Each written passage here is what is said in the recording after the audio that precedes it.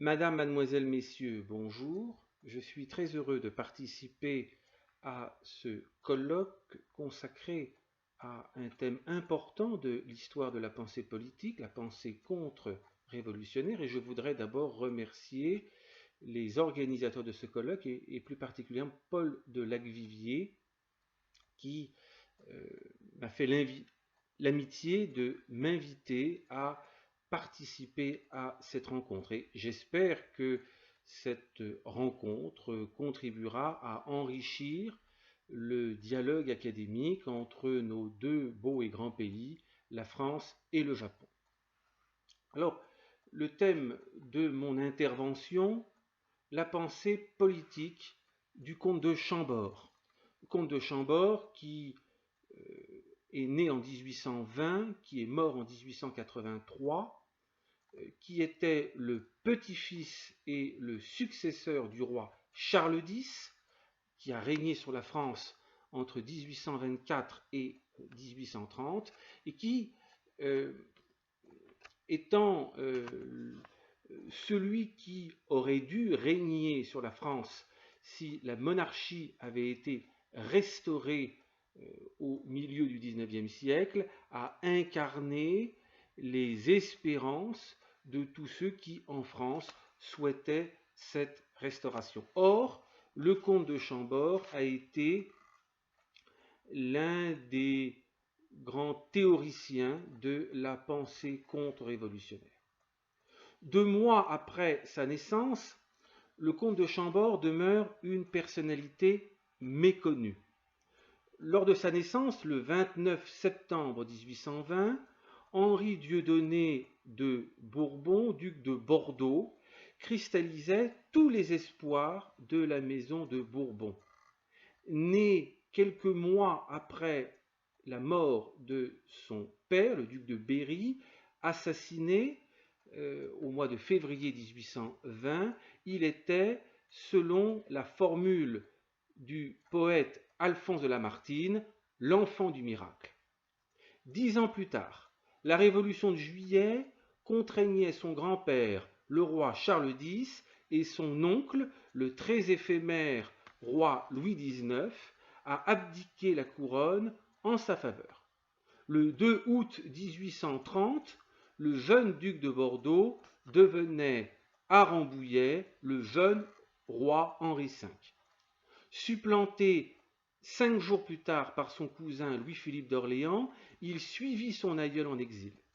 Là, il prit le titre de comte de Chambord, du nom de ce magnifique château construit par François Ier sur les bords de Loire, qui lui avait été offert par souscription populaire. À défaut de gouverner la France, Henri V y exerça sur les esprits une véritable royauté morale, dont témoignent les nombreux éloges qui furent publiés à sa mort par ceux-là même qui ne l'avaient pas suivi. Ce prestige fut notamment nourri par la parfaite cohérence entre son action et sa pensée. Connaître le comte de Chambord exige donc de connaître sa pensée. Grâce à la consultation de son journal, à la lecture des lettres et manifestes adressés par lui à l'opinion publique, ainsi que par les échanges épistoliers qu'il cultiva avec différentes personnalités. Le comte de Chambord accordait une importance fondamentale à la définition et à la défense des principes. Il n'y a pas en lui une once d'esprit opportuniste, comme le montre cette lettre adressée le 8 mai 1871 à Philippe de Carayon-Latour, député légitimiste de la Gironde. Je cite, « L'abandon des principes est la vraie cause de nos désastres. Une nation chrétienne ne peut pas impunément déchirer les pages séculaires de son histoire, rompre la chaîne de ses traditions, inscrire en tête de sa constitution la négation des droits de Dieu, bannir toute pensée religieuse de ses codes et de son enseignement public. Dans ces conditions, elle ne fera jamais qu'une halte dans le désordre, elle oscillera perpétuellement entre le césarisme et l'anarchie, ces deux formes également honteuse des décadences païennes et n'échappera pas au sort des peuples infidèles à leur mission. Ce court passage nous informe à la fois sur l'importance que le comte de Chambord accordait aux principes, mais aussi sur ce qu'étaient ces principes: le respect de l'héritage des pères et l'affirmation des droits de Dieu, la fidélité de la France à sa vocation chrétienne, gage de son redressement après les destructions d'une révolution dont il pensait, à l'instar d'Alexis de Tocqueville, qu'elle n'était pas terminée. La pensée politique du comte de Chambord est clairement contre-révolutionnaire. Elle se présente comme un corps de doctrine granitique, au cœur d'un siècle mouvant, au cours duquel bien des acteurs politiques épousèrent volontiers la politique de la feuille morte, qui suit le sens du vent, comme chacun sait. La politique du comte de Chambord a la solidité d'un dolmen breton.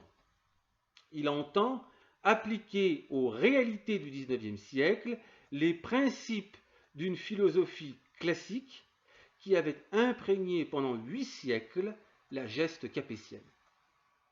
Le comte de Chambord a un but: contrer la Révolution, dont il perçoit, mieux que personne, les effets toxiques pour la société française, en réaffirmant les principes séculaires de la politique chrétienne. La restauration d'une monarchie chrétienne, tempérée à ses yeux,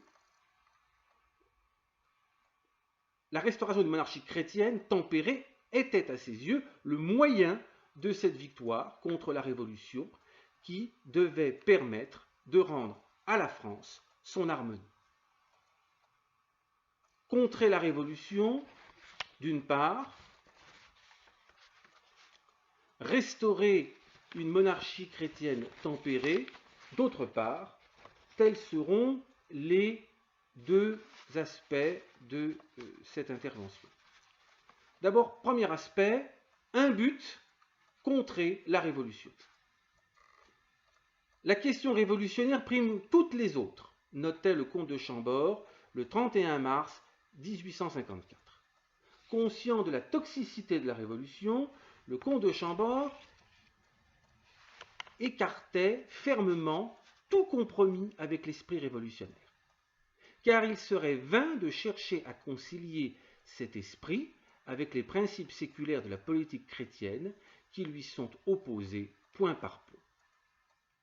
Premier paragraphe, refuser tout compromis avec la Révolution. La Révolution a marqué profondément l'existence du comte de Chambord. Alors qu'il avait 10 ans, la Révolution de Juillet contraignit son grand-père Charles X à renoncer au trône et à partir à nouveau en exil. Cette révolution condamna le comte de Chambord à passer la plus grande partie de son existence déraciné, loin de la terre de ses ancêtres. Elle réveilla le souvenir de la première révolution, celle de 1789, dont son grand-oncle Louis XVI, ses grands-tantes, la reine Marie-Antoinette et la princesse Élisabeth, ont été les victimes les plus éminentes. Sans oublier les tribulations de sa grand-tante Clotilde, reine de Sardaigne, chassée de Turin par les armées de la République. Le souvenir de cette première révolution était encore brûlant dans la mémoire collective. Le comte de Chambord en était nourri par le témoignage de sa tante, la duchesse d'Angoulême, seule survivante du Temple.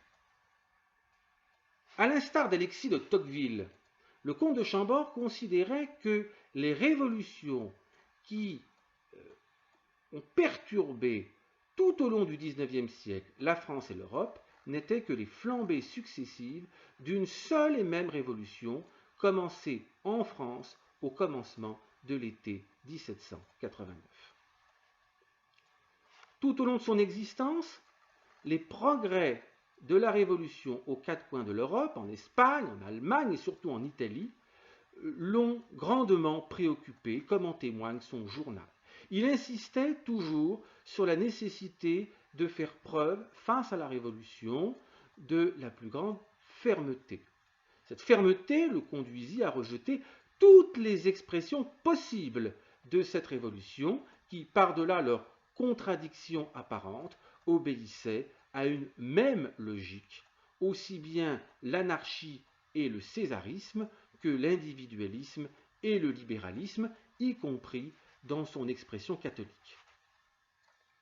Le comte de Chambord était un catholique fervent au point de mentionner dans son journal ses dévotions et ses communions, de célébrer avec une dévotion particulière chaque année l'anniversaire de sa première communion. L'amitié avec le Christ était le cœur de son existence. Il aimait profondément l'Église, il était préoccupé par la menace qui pesait sur l'existence des États pontificaux, soutenant dans les années 1860 l'engagement des zouaves pontificaux, à la tête desquels s'illustra son proche parent Athanase de Charette.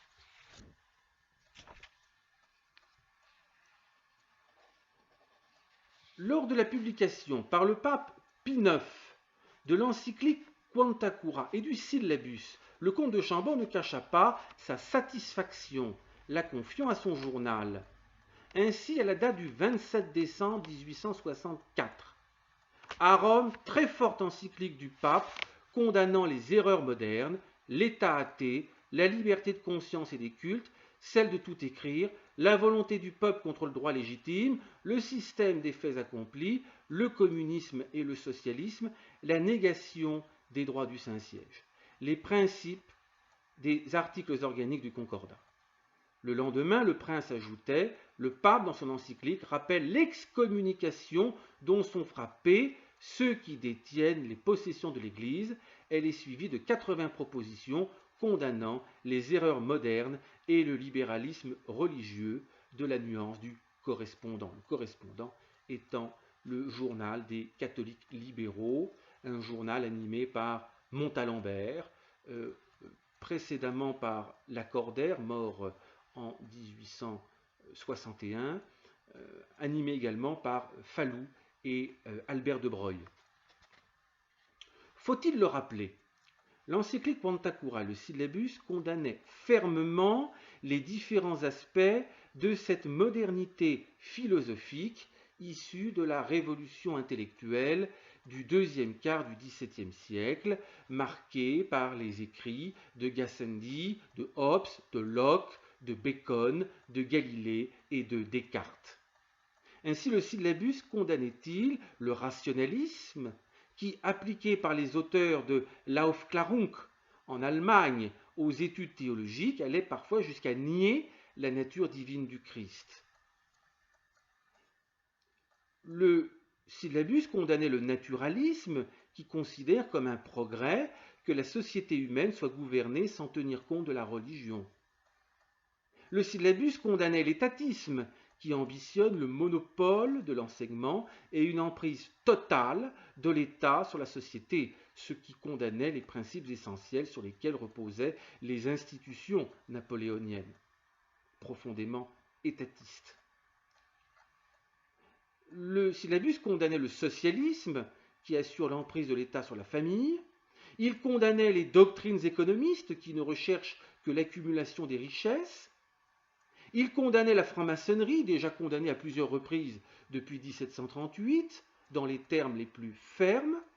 Il condamnait le libéralisme moderne et le relativisme qui en découle.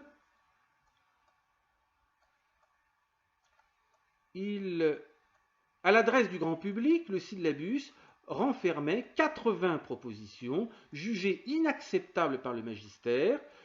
Le dernier de ces 80 articles suscita les plus vives réactions. Il désavouait la proposition suivante, je cite, « Le pontife romain peut et doit se réconcilier et transiger avec le progrès, avec le libéralisme et la civilisation moderne. » Cette proposition était donc condamnée. Le syllabus était à la fois une condamnation des principes sur lesquels reposait le second césarisme, condamnation de son étatisme, de son positivisme juridique, mais aussi des thèses libérales formulées par Charles de Montalembert dans le discours qu'il avait prononcé un an plus tôt lors du congrès de Malines, congrès des libéraux catholiques. Si cet article fut la cible privilégiée de la presse anticléricale, il provoqua dans les rangs libéraux catholiques une, je cite, consternation générale, selon l'expression du prince Albert de Broglie.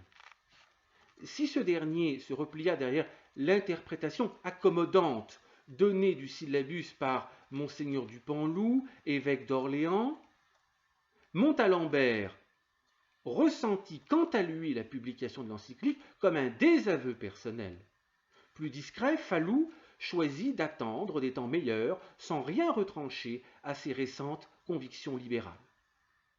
Napoléon III, relevant que l'encyclique contenait des principes opposés à ceux qui sont à la base de la constitution impériale, décida d'en interdire la publication aux évêques, tout en laissant la presse anticléricale le caricaturer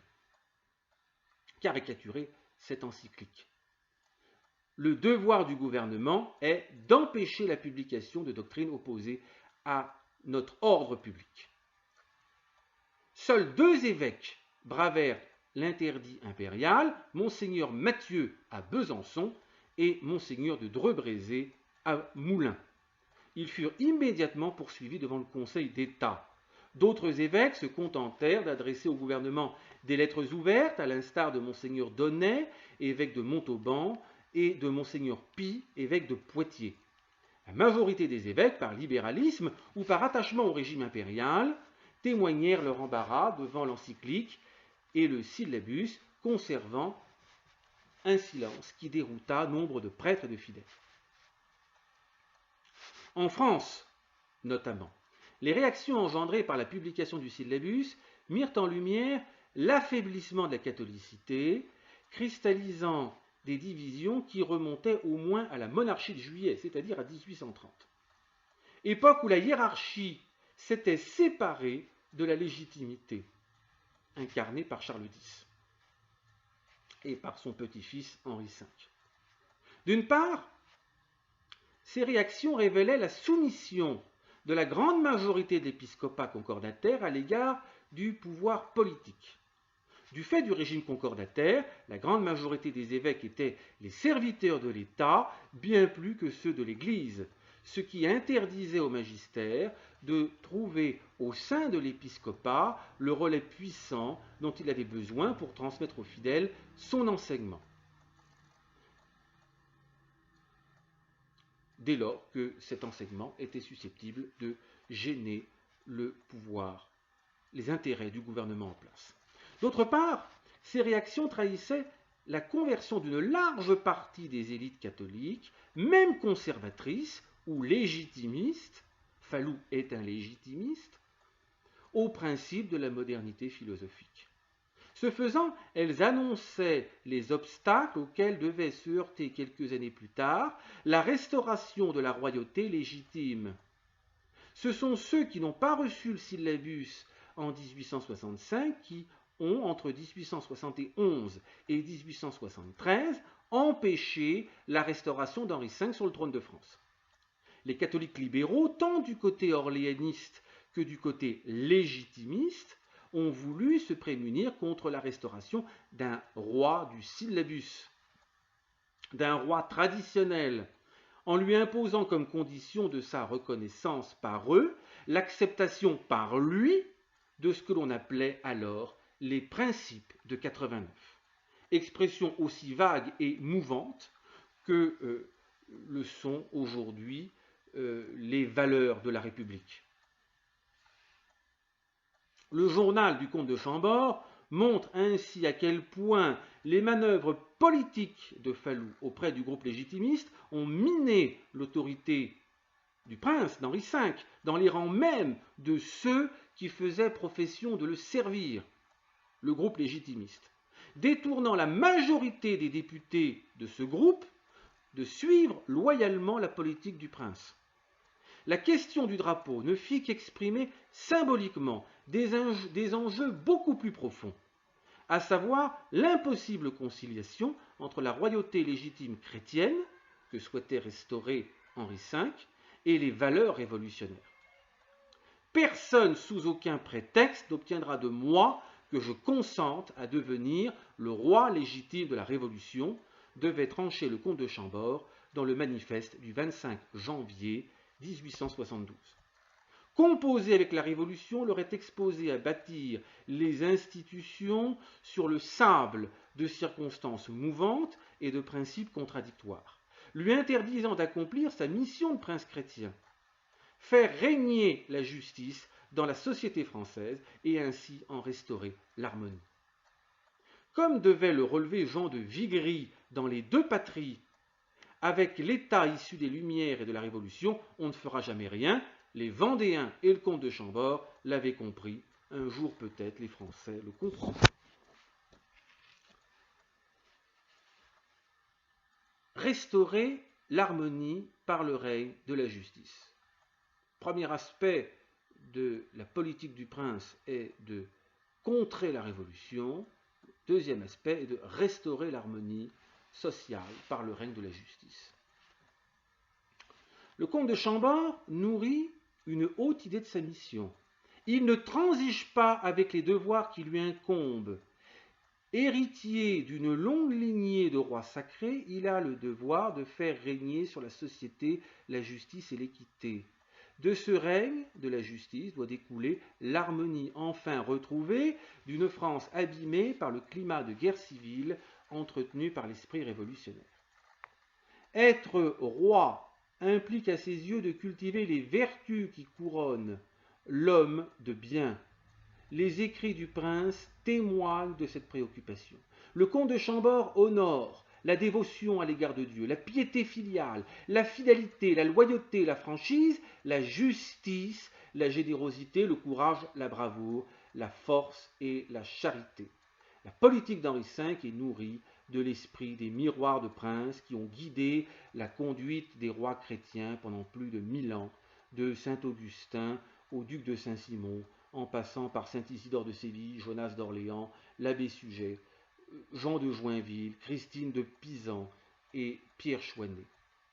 Elle marque une rupture, cette politique, avec la politique moderne, politique de Machiavel, qui sépare la politique de la morale, politique de Locke et de Montesquieu, qui fonde la politique sur l'agencement mécanique des pouvoirs afin de renouer avec la politique de Saint-Augustin qui définissait le pouvoir comme un ministère, c'est-à-dire comme un service et non comme une domination. Ceux qui commandent sont les serviteurs de ceux à qui ils paraissent commander, car ce n'est point par la passion de dominer qu'ils commandent, mais par la loi du dévouement, non par l'orgueil d'être le maître, mais par le devoir de la providence. Voilà. C'est la politique du comte de Chambord, gouvernée dans cet esprit de service. L'importance des vertus apparaît nettement dans le manifeste du 8 juillet 1871. Le comte de Chambord y dénonçait les mensonges de la propagande révolutionnaire qui attisait contre la royauté légitime des peurs injustifiées. Au contraire, le prince entendait tenir au peuple un langage franc, sans ambiguïté. Entre vous et moi, il ne doit subsister ni malentendu, ni arrière-pensée. Le comte de Chambord y dénonçait également la violence de la minorité révolutionnaire en 1789 comme en 1871. L'étendard sans tache est non seulement à ses yeux le drapeau blanc de la première restauration, mais aussi un drapeau qui n'a pas été sali par les violences et par les crimes de la terreur. Ce qui n'empêchait pas, par ailleurs, le prince de rendre hommage à la bravoure des soldats qui s'illustrèrent sur les champs de bataille derrière le drapeau tricolore et très récemment lors de la campagne de 1870 contre la Prusse. Je rends un sincère hommage à toutes ces grandeurs, et quelle que fût la couleur du drapeau sous lequel marchaient nos soldats, j'ai admiré leur héroïsme et rendu grâce à Dieu de tout ce que leur bravoure ajoutait au trésor des gloires de la France. Ces quelques mots réveillent à l'esprit le souvenir de cette très belle réplique lancée par le duc de Blacas en 1814 aux anciens serviteurs de l'Empire inquiets pour leur avenir. Ceux qui, en servant l'empereur, ont servi la France, ont également servi le roi. Le comte de Chambord faisait découler son attachement au drapeau blanc du devoir de piété filiale qui s'imposait à lui. Je ne laisserai pas arracher de mes mains l'étendard d'Henri IV, de François Ier, de Jeanne d'Arc. Je l'ai reçu comme un dépôt sacré du vieux roi, mon aïeul mourant en exil. Il a toujours été pour moi inséparable du souvenir de la patrie absente. Il a flotté sur mon berceau. Je veux qu'il ombrage ma tombe. Et sentant sa mort venir, le comte de Chambord devait demander à son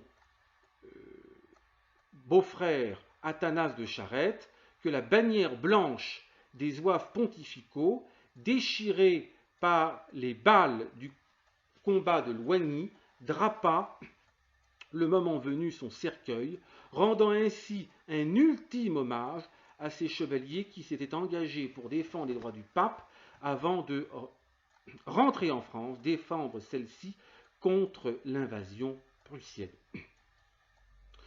Athanase de Charette n'était pas le beau-frère du comte de Chambord, mais son neveu, le fils de sa sœur, qui avait sa demi-sœur, qui avait épousé un Charette.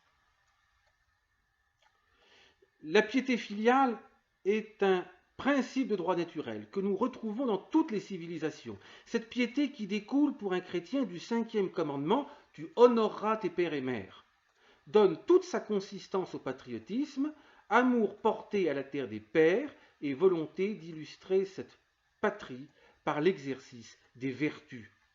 Par mon inébranlable fidélité à la foi et à mon drapeau, c'est l'honneur même de la France et son glorieux passé que je défends. C'est son amour que je prépare, ajoutait-il le 25 janvier 1871.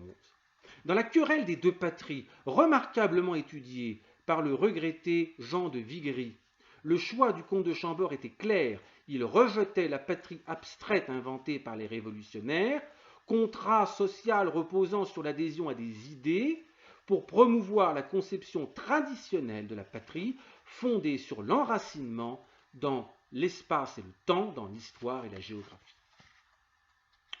Au premier rang des vertus cultivées par le comte de Chambord figurait la justice.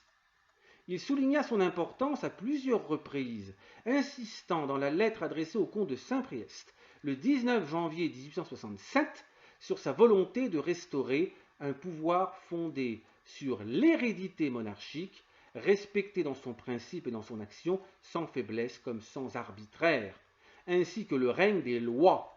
Dans la lettre adressée à Carayon-Latour le 8 mai 1871, il affirmait « Je ne ramène que la religion, la concorde et la paix. Je ne veux exercer la dictature que celle de la clémence, parce que dans mes mains et dans mes mains seulement, la clémence est encore la justice. » Dans une lettre adressée à Albert de Main, député de Pontivy en Bretagne le 25 mars 1881, il insistait « Quand l'erreur sous 1000 formes diverses se produit de toutes parts et au grand jour, n'est-ce pas pour nous un devoir d'affirmer le droit, la justice, la vérité et d'opposer à l'audace du mal la probité et l'honneur ?»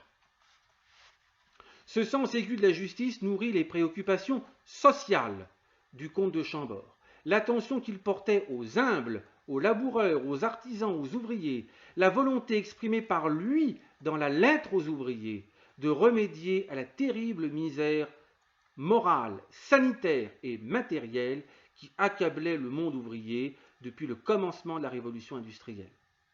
Ce sont les classes laborieuses, ces ouvriers des champs et des villes, dont le sort a fait l'objet de mes plus vives préoccupations et de mes plus chères études, qui ont le plus souffert de ce désordre social, insistait-il dans le manifeste du 8 juillet 1871. Qui assurera aux classes laborieuses le bienfait de la paix, à l'ouvrier la dignité de sa vie, les fruits de son travail, la sécurité de sa vieillesse, s'interrogeait-il le 25 janvier 1872. Au-delà de la lettre aux ouvriers, le prince encouragea ses fidèles dans la voie d'un catholicisme social, illustré dès les années 1830 et 1840 par le comte de Villeneuve-Bargemont, ancien préfet de Charles X, par le comte de Melun, par le baron Hippolyte de Neuville, ancien ministre de Charles X, qui avait proposé en 1841 d'instituer dans chaque canton un médecin et un pharmacien soignant gratuitement les pauvres aux frais de l'État. En un mot, la sécurité sociale sans la bureaucratie. Ce catholicisme social devait être enrichi par les réflexions et les initiatives du comte de la Tour du Pin, de Maurice Maignan et du comte Albert de Mun dans les années 1870 et 1880. Le comte de Chambord suivait avec beaucoup d'intérêt et d'empathie le combat politique mené par Albert de Mun. À plusieurs reprises, il l'encouragea de son approbation épistolière. Autour de 1880, Albert de Mun fut avec Paul de Cassagnac, député bonapartiste du Gers, l'un des deux hommes politiques pour lesquels le prince me témoignait le plus d'intérêt. Le discours que vous avez prononcé à Vannes, écrivait-il à Albert de Mun, est bien celui de l'homme qui, mesurant l'étendue du péril social, avait tant de fois déjà trouvé dans son patriotisme le courage de dire à la Révolution ce qu'elle est et à la contre-révolution ce qu'elle doit être. Par-delà le ralliement, Albert de Mun devait d'ailleurs demeurer toute sa vie fidèle au comte de Chambord, livrant le 24 août 1907, 15 ans après le ralliement à la République, cette confidence qui éclaire son action politique. Voilà 24 ans que le comte de Chambord est mort, et depuis lors, je n'ai plus de foi politique. Je reste contre-révolutionnaire, mais je ne sais pas quelle forme peut revêtir cette contre-révolution. Aux yeux d'Albert de Mun comme aux yeux du prince, la contre-révolution exigeait, pour restaurer l'harmonie sociale, de ne pas céder à la tentation de rétablir n'importe quelle monarchie, une monarchie quelconque, drapée des couleurs de la Révolution, mais de restaurer la monarchie chrétienne traditionnelle. Le but du comte de Chambord, c'est de contrer la Révolution. Le moyen pour atteindre ce but, c'est à ses yeux, de restaurer la royauté chrétienne traditionnelle.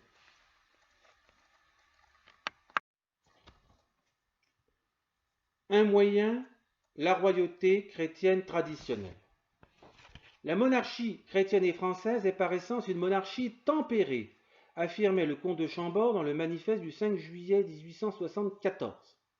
Cette monarchie chrétienne tempérée, le comte de Chambord en a défini les équilibres entre 1871 et 1874 au fil des manifestes qu'il adressa aux Français, cherchant à rétablir l'unité du pays autour d'une monarchie fidèle à sa tradition, mais répondant aux attentes légitimes des Français du temps. Et ce sera l'objet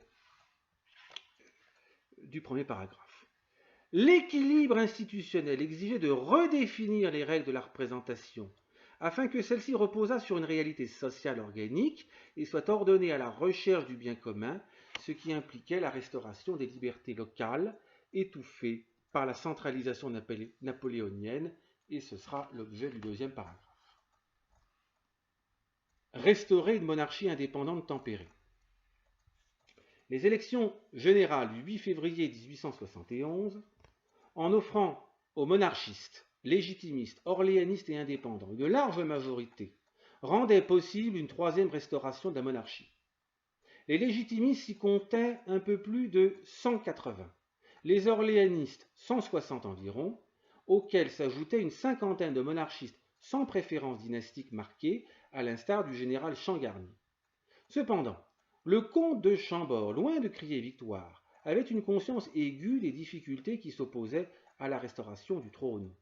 Les malheurs de la guerre n'ont pas corrigé le pays, qui a les mêmes passions et avec quelques aspirations monarchiques, continue à être révolutionnaire, notait-il dans son journal quelques jours après les élections. Le comte de Chambord rentra en France après 40 ans d'exil, s'installant au début de l'été 1871 au château de Chambord. Découvrant les obstacles glissés subrepticement sur sa route par les professionnels de la politique. Il n'y resta que quelques jours, quittant la France dès le 8 juillet 1871. Cependant, au cours des années 1871, 1872, 1873 et 1874, le prince s'adressa à plusieurs reprises aux Français, sous forme de déclarations publiées dans la presse légitimiste, afin de leur expliquer ce que serait son règne s'ils acceptaient de le voir monter sur le trône de ses aïeux. Il s'agit des manifestes du 8 juillet 1871, du 25 janvier 1872, du 5 juillet 1874, ainsi que de la lettre adressée à Charles Chenelon, député légitimiste des Basses-Pyrénées, publiée dans l'Union au début du mois de novembre 1873. Le manifeste du 8 juillet 1871 révèle plusieurs thèmes importants. La monarchie d'Henri V serait tempérée par le contrôle de 2 chambres et par la restauration des libertés locales. Dieu aidant, dit-il, nous fonderons ensemble et quand vous le voudrez sur les larges assises de la décentralisation administrative et des franchises locales, un gouvernement conforme aux besoins réels du pays. Nous donnerons pour garantie à ces libertés publiques auxquelles tout peuple chrétien a droit, le suffrage universel honnêtement pratiqué et le contrôle de 2 chambres, et nous reprendrons, en lui restituant son caractère véritable, le mouvement national de la fin du siècle dernier. Ce passage, nous semble-t-il, présente une grande ressemblance avec la lettre qu'Alexis de Tocqueville avait adressée au comte de Chambord 20 ans plus tôt, le 14 janvier 1852. Un mois après le coup d'État perpétré par Louis-Napoléon Bonaparte pour se maintenir au pouvoir, Tocqueville, qui était de tradition et de sympathie légitimiste, estimait que le comte de Chambord était le seul recours possible face au césarisme renaissant. Pour désarmer les préventions que nourrissait le pays à l'égard de l'ancienne dynastie, il fallait que le comte de Chambord apparaisse aux yeux de l'opinion comme le garant des libertés. Il faut que le comte de Chambord représente, je cite ici Tocqueville, aux yeux des Français la liberté régulière et qu'il donne d'avance à l'esprit de liberté des garanties suffisantes. Et Tocqueville de lui conseiller de prendre la ferme et définitive résolution de n'établir en France que la monarchie constitutionnelle et représentative avec ses principaux caractères qui sont la garantie de la liberté individuelle, une représentation nationale sincère, une liberté et une publicité complète des discussions parlementaires, une liberté de la presse réelle. Réelle mais non absolue. Il s'agirait en somme de restaurer la monarchie selon la charte, celle de 1814, une monarchie alliée au suffrage universel au sein de laquelle le Parlement pourrait d'abord être fort restreint dans ses attributions et resserré dans la durée de ses travaux, nous dit Tocqueville, ce qui excluait toute idée de souveraineté nationale. Une monarchie respectant une liberté de la presse encadrée pour éviter les abus de cette liberté redoutable. La monarchie que le comte de Chambord entendait incarner était une monarchie indépendante, confiant le pouvoir à un monarque fort, plaçant le roi au-dessus des discussions et des marchandages, afin qu'il pût être, au-dessus des intérêts particuliers, l'arbitre suprême et le garant du bien commun. Il estimait qu'un roi faible ne pourrait en rien faire efficacement régner la justice dans la société. Il ne serait que la caution voilant la foire d'empoigne des intérêts. Il serait impuissant à protéger les droits des plus faibles face à l'appétit des puissants. L'union du peuple et du roi a permis à la monarchie française de déjouer pendant tant de siècles les calculs de ceux qui ne luttent contre le roi que pour dominer le peuple, rappelait-il dans le manifeste du 5 juillet 1874. Là est la raison profonde, nous semble-t-il, de l'intransigeance opposée par le prince aux conditions que tentaient de lui imposer les libéraux conservateurs, qu'ils soient orléanistes ou légitimistes.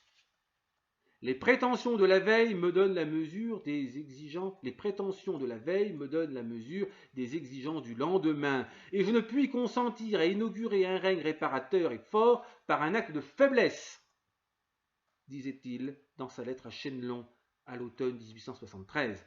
Nous avons ensemble une grande œuvre à accomplir, c'est pourquoi je veux rester tout entier ce que je suis, amoindri aujourd'hui, je serai impuissant demain. Il ne s'agit de rien moins que de reconstituer sur des bases naturelles une société profondément troublée, d'assurer avec énergie le règne de la loi, de faire renaître la prospérité au-dedans, de contracter au-dehors des alliances durables et surtout de ne pas craindre d'employer la force au service de l'ordre et de la justice. Cependant, la monarchie que le comte de Chambord entendait incarner n'était pas une monarchie absolue ressuscitant des institutions détruites depuis longtemps, mais une monarchie tempérée, cherchant un équilibre entre l'indépendance du roi, chef de l'État, et la représentation de la population auprès de lui, réunie autour de lui, associée aux efforts entrepris par lui en vue du bien commun. Je cite la déclaration du 25 janvier 1872. « Dieu m'est témoin, je n'ai qu'une passion au cœur, le bonheur de la France, je n'ai qu'une ambition, avoir ma part dans l'œuvre de reconstitution, qui ne peut être l'œuvre exclusive d'un parti, mais qui réclame le loyal concours de tous les dévouements.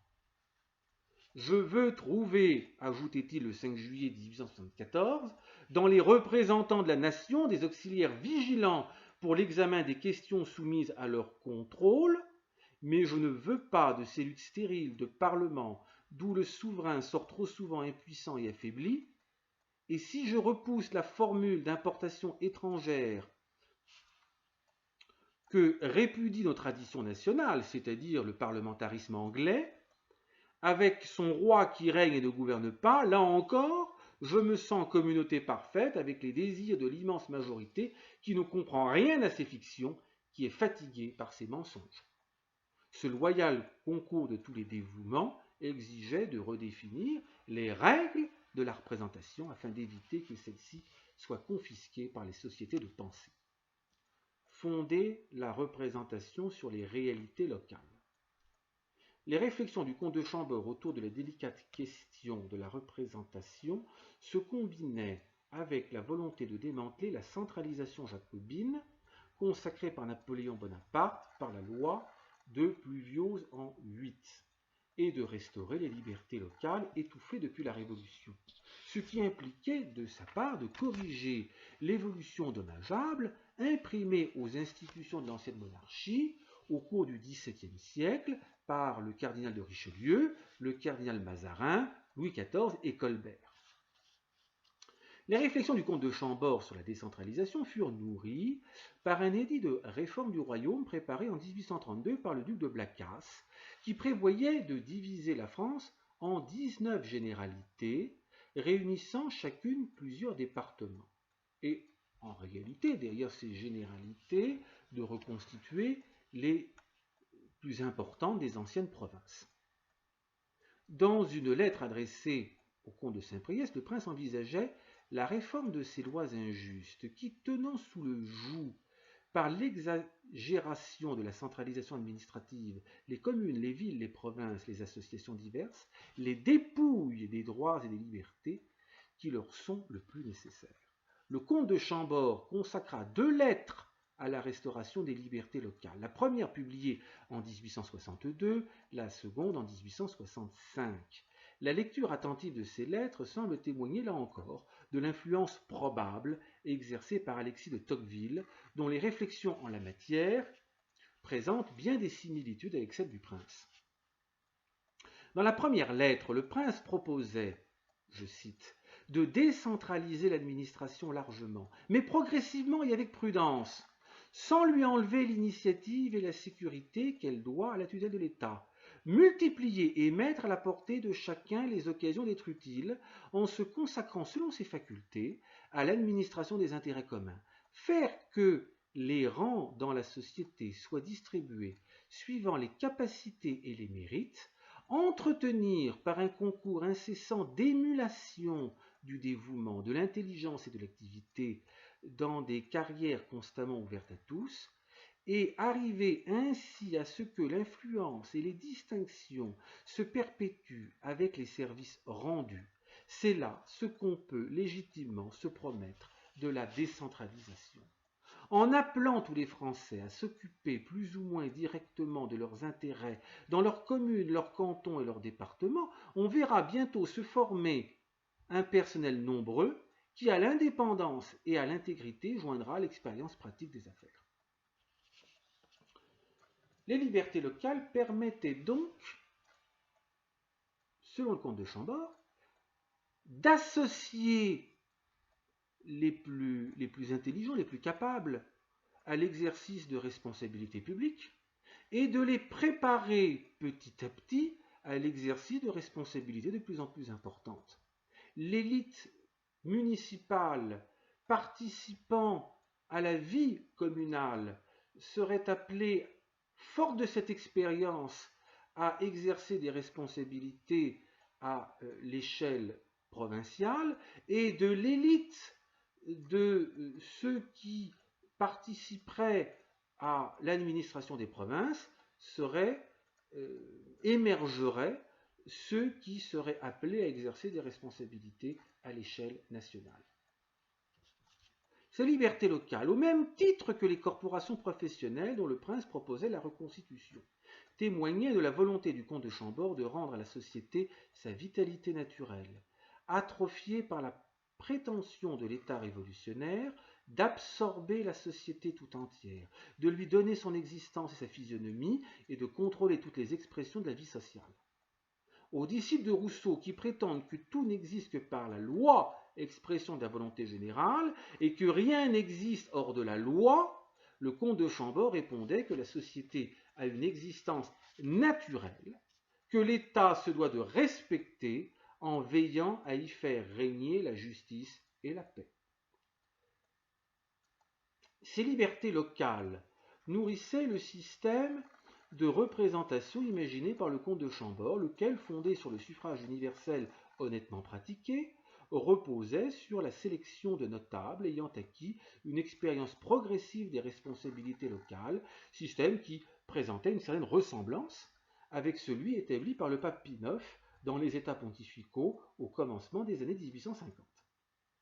Ainsi, les conseillers municipaux seraient élus au suffrage universel, ils éliraient les conseillers provinciaux appelés à s'occuper des affaires des 19 provinces envisagées. Ces conseillers provinciaux éliraient à leur tour les députés appelés à délibérer sur les affaires nationales. Le suffrage universel serait ainsi tempéré par un triple degré électoral permettant de consulter chacun sur les questions qu'il est en mesure d'apprécier, de former les hommes à l'exercice des responsabilités et de sélectionner, en se fondant sur l'expérience et le mérite, les notables appelés à des responsabilités plus élevées, tout en préservant la représentation des manipulations des sociétés de pensée, qui depuis 1789 avaient maintes fois détourné à leur profit l'expression du suffrage en substituant leurs projets idéologiques aux attentes réelles et concrètes de la population française. Nous avons ensemble une grande œuvre à accomplir. Je suis prêt, tout prêt à l'entreprendre quand on le voudra, dès demain, dès ce soir, dès ce moment. C'est pourquoi je veux rester tout entier ce que je suis, affirmait le prince dans sa lettre à Charles Chesnelon à l'automne 1873. Le comte de Chambord ne fut pas entendu. Il s'est offert en recours, attendant que les Français lui ouvrent les bras. La France verra la fin de ses épreuves quand elle voudra le comprendre. Je suis le pilote nécessaire, le seul capable de conduire le navire au port, parce que j'ai mission et autorité pour cela, ajoutait-il dans le manifeste du 5 juillet 1874. Louis XVI, Charles X et même Louis-Philippe, sur ce point plus bourbon que citoyen, nous avaient appris qu'un roi ne fait pas tirer sur son peuple et préfère sacrifier sa couronne plutôt que sacrifier des hommes au maintien de son trône. Henri V nous apprend, selon l'expression employée par Hippolyte de Villemessant dans le Figaro, que, je cite, « le roi ne conspire pas et ne consentirait jamais à s'imposer à la France. Il attendra donc dans la dignité qui lui convient le jour où la France l'appellera. » Le prince n'a jamais eu l'intention d'imposer sa volonté au peuple français, de le contraindre à la légitimité en usant de moyens contraires à l'esprit de la légitimité. La contre-révolution n'est pas une révolution blanche, mais le contraire de la révolution. Elle ne peut pas s'opérer avec les moyens de la révolution que sont la révolte, le mensonge, le coup d'État et le crime. Elle exige de s'opérer avec les moyens qu'enseigne la morale chrétienne. À l'instar du Christ qui offre son amour aux hommes mais se refuse à les contraindre à l'aimer, parce que cette contrainte annihilerait cet amour qui exige un engagement libre, le comte de Chambord offrait aux Français de se rallier à lui, refusant non seulement le marchandage, mais aussi la contrainte, parce que la restauration de la royauté traditionnelle devait reposer sur l'amitié entre le prince et son peuple, engagement réciproque qui exige la liberté. Cet antilibéral qu'était le comte de Chambord était bien plus respectueux de la liberté autrui que ne l'étaient les libéraux. Par-delà l'échec de la Restauration, le comte de Chambord aura du moins conservé intact l'héritage de la royauté, enseignant à son peuple ce qu'est la royauté chrétienne et forgeant pour l'avenir un corps de doctrine contre-révolutionnaire cohérent.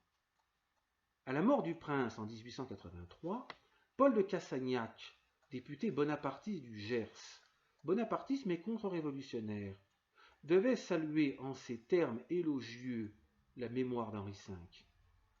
C'était une noble, une imposante figure que celle de M. le comte de Chambord, et il ne nous coûte pas de dire que nous l'avions en fervente admiration. Cet homme qui n'a jamais été qu'en exil a été un grand roi, plus grand que beaucoup de ceux qui ont occupé le trône. Sans couronne, sans royaume, il se trouve qu'il a régné. On lui a reproché de n'avoir pas voulu venir. Quelle amère dérision! On lui offrit le trône, c'est vrai, mais à des conditions inacceptables. Pour le Béarnais gouailleur, Paris valait bien une messe. Pour le comte de Chambord, la couronne ne valut jamais une lâcheté. Je vous remercie.